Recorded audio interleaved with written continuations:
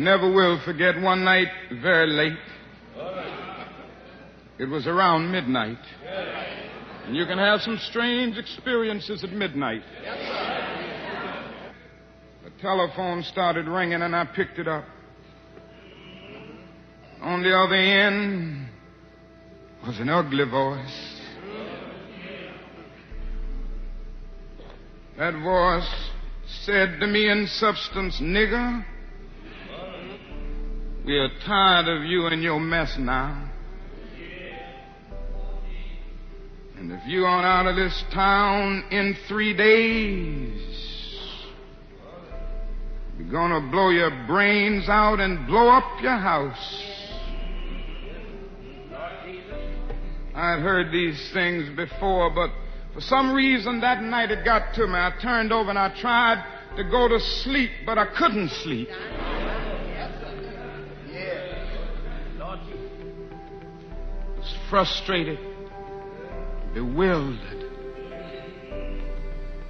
Then I got up and went back to the kitchen and I started warming some coffee, thinking that coffee would give me a little relief. Then I started thinking about many things. I pulled back on the theology and philosophy that I had just studied in the universities, trying to give philosophical and theological reasons for the existence and the reality of sin and evil. But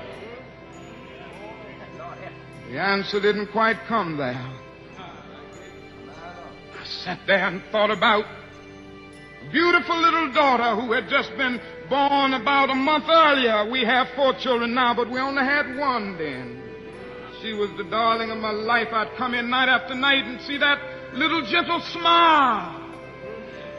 And I sat at that table thinking about that little girl and thinking about the fact that she could be taken away from any minute. And I started thinking about a dedicated, devoted, and loyal wife who was over there asleep. She could be taken from me, or I could be taken from her. And I got to the point that I couldn't take it any longer. I was weak.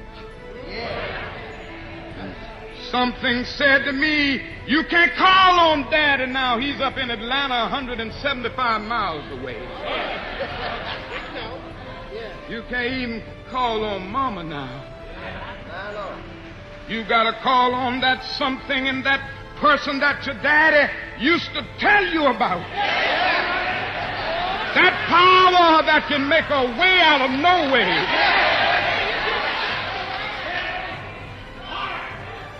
I discovered then that religion had to become real to me, and I had to know God for myself.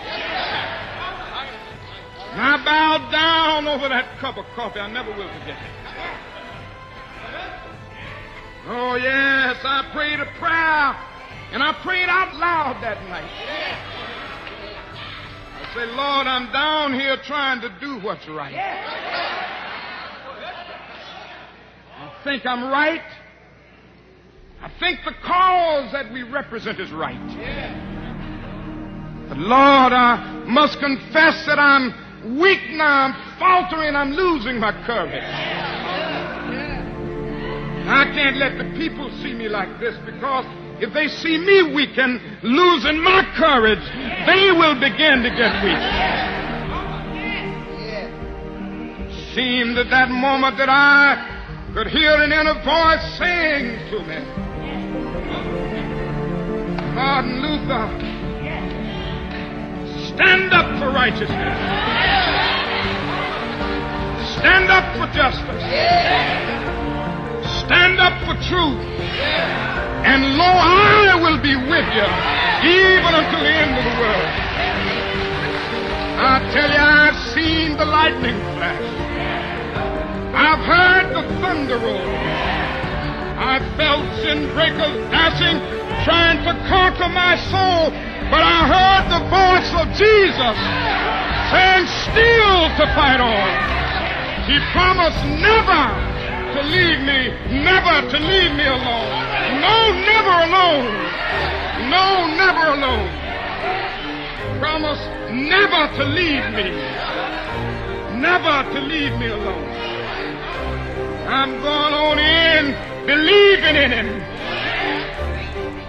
You better know him and know his name. Know how to call his name. Don't be a fool. Recognize your dependence on God.